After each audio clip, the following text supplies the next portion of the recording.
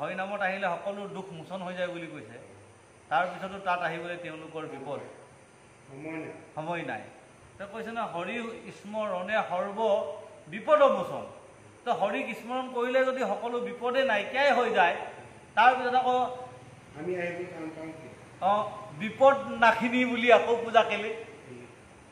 হে হৰিক যদি আৰাধনা কৰিলে হৰিক সুমৰণে বিপদ মোচন, তো হৰিক স্মৰণ কৰিলে আকৌ যদি বিপদ মোচন হৈ যায়, তেনেহ'লে বিপদ নাখিনি দেৱী কেলে পূজা আকৌ? কালনেমী কেলে পূজা? সেই কালনেমী পূজা কৰি লাভ নাই যদি হৰিক স্মৰণ কৰিলে চব হৈ যায়।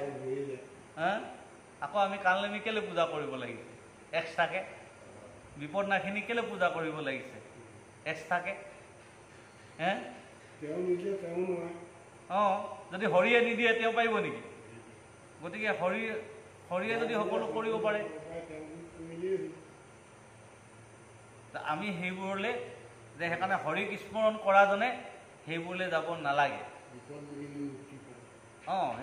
সেইবিলাকত আমাৰ কোনো কথা নাই, গম পাইছেনে? এতিয়া হৰিক যদি স্মৰণ কৰিলে মৃত্যুৰ জয়, হৰিক স্মৰণ কৰিলে যদি মৃত্যুৰ জয় কৰিব পাৰে, তেনেহ'লে আমাৰ বাবে মৃত্যুঞ্জয় মন্দিৰ কিয়? সদায় তুমি যদি হৰিক স্মৰণ কৰা তেনেহ'লে মৃত্যুৰ এনেই তৰিলা। দুখ যেতিয়া মোচনেই হৈ গ'ল, তেওঁৰ বাবে আৰু মৃত্যুঞ্জয় মন্দিৰৰ কোনো দৰকাৰ নাই। যিজন মানুহে সদায় হৰি স্মৰণ কৰে, মাধৱদেৱে ঘোষাত কৈছে নহয়, বিষ্ণু হৰি নাৰায়ণ শংখ এই অষ্ট নাম, যিজনে সুমৰে সৰ্বক্ষণে পূৰ্ণ হোৱে মনস্কাম, কৈছে নহয়। এই অষ্ট নাম যিজনে সুমৰে পূৰ্ণ হোৱে মনস্কাম বুলি এনেকৈ এটা নামঘোষাত আছে দেই বাপ। গতিকে সেই 8টা নাম হৰি, জনাৰ্দন, শংখ, নাৰায়ণ, এনেকৈ মানে 8টা নাম। এই নামকেইটা যদি সদায় যিকেইজনে লয় সেই অষ্ট নাম, তেওঁ মানে সকলো বিপদ, সকলো মানে যিকোনো কৰ্মৰ মানে মনৰ কৰ্ম পূৰ্ণ হয়। তাৰ পাছতো আমাৰ আজি সেই কৰ্মকেইটা কৰিবলৈ টান পায়, বেলেগকৈ আকৌ বিচাৰি যায়। তো এইখিনিতে যদি আমাৰ মৃত্যুঞ্জয় হৈ যায়, পৰীক্ষিতে ভাগৱত শুনিয়েই মৃত্যু জয় কৰিব পাৰিলে, পৰীক্ষিতে